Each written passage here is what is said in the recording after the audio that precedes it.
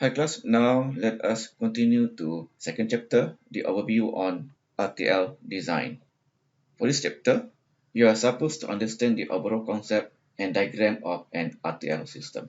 It is just a drawing of two boxes in a big picture of RTL system. There is virtually no two RTL designs that are remotely similar to each other because RTL system is already at very high level design in digital electronics, and there are many components inside, so we can hardly find any two design that can be considered similar.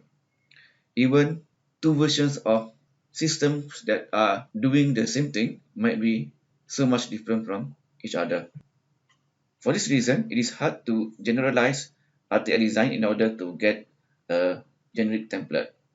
And also, because of the difficulty to create a generic template, most literature, most textbooks will go straight to problems in teaching RTL. However, we can start with an overview of an RTL by looking at a big picture drawing of them that consists of two components. The two components are control unit and data unit. These are the two components that we need to design and coordinate so that the system works as we expect.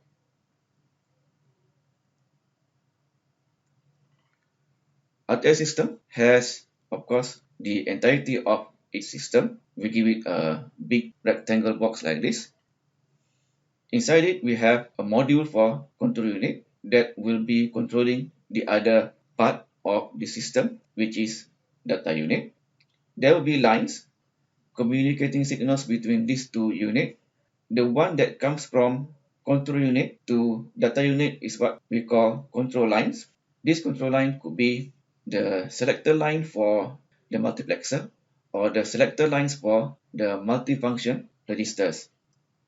And the one that comes from data unit to control unit are the status lines. Examples of these lines are the overflow status from adder or multiplier, for example, and also the comparison status from comparators. So the two units can connect to each other. We also need outside signal so that we can control and get the status of the operation of the RTI system. The first one is the start signal coming from outside straight to control unit. And the other one that is coming from the RTL system going out is the stop system. It also comes from control unit. These are the two signals that the outside user will be using to control the entire RTL system. The shape of the signal for start signal is a pulse signal like this.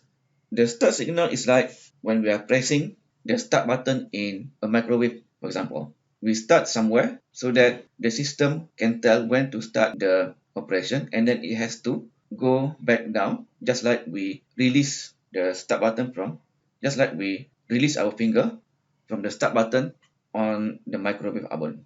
The signal shape for stop signal is a step up signal like this. This is to indicate the operation is finished when stop signal is high.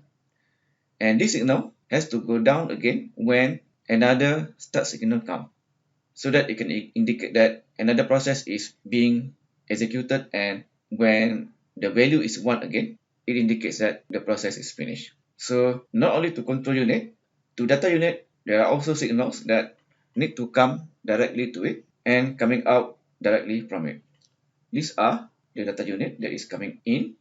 It is a tick arrow because most likely there will be many bits that will be coming in as data into data unit. Start and stop lines normally are 1-bit lines.